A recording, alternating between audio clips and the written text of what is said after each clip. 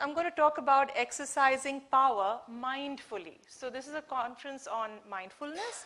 And where do I want to shine that light today? I thought I would use the idea of power, because when you're not from a city like Delhi and you land in Delhi, this is something that hits you very quickly.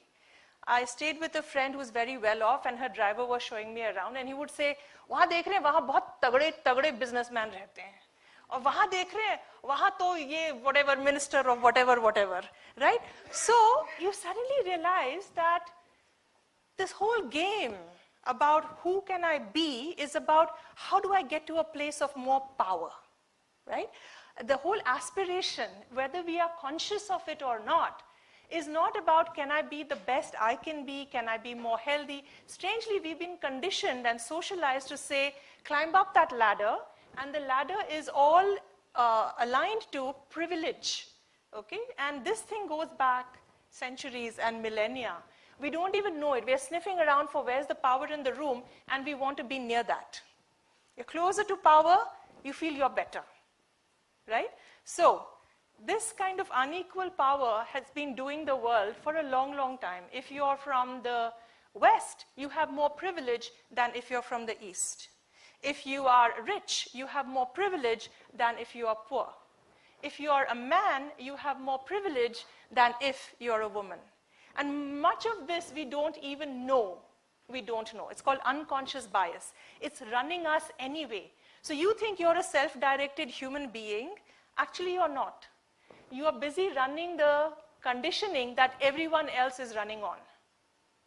Okay, so where's the power? Everyone wants to be. If you're famous, suddenly people want to know you, right? So I want you to think about, in the next 30 minutes I have, on how do we become mindful of the power in the room. And I'll talk about these ideas. I'll mix it up. We'll have a presence practice. We will have some key insights, and I hope you're going to take away something from these pieces. The roots of modern leadership lie in conflict, territorialism, and the exercise of power. So whether it's the jungle, or the tribes, or Bhishma Pitamaha, the art of war, Alexander, Julius Caesar, Henry VIII, Winston Churchill, and I could have put a whole lot of more recent leaders, right? Big leaders, Putin, right? So who is in leadership? What is being not explicitly mentioned is that person is in power. So basically, why do we want to be leaders? Because we want to have power, right? Now, the thing is, power is not bad.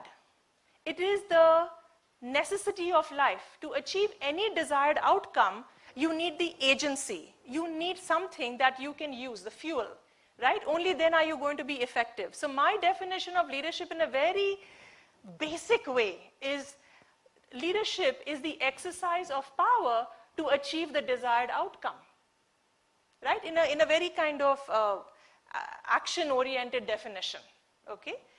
Now, most of us end up exercising power that comes from privilege that's been given to us. And then we work from there. And I call that false power. Why is it false power? Sorry? It's a privilege. Wonderful.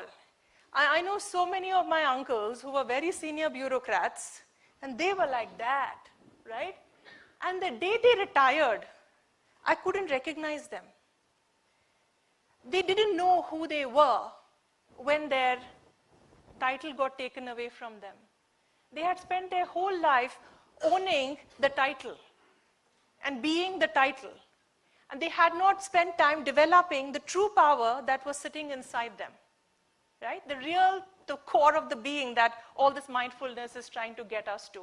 This infinite place that we have inside us, which is what I call true power.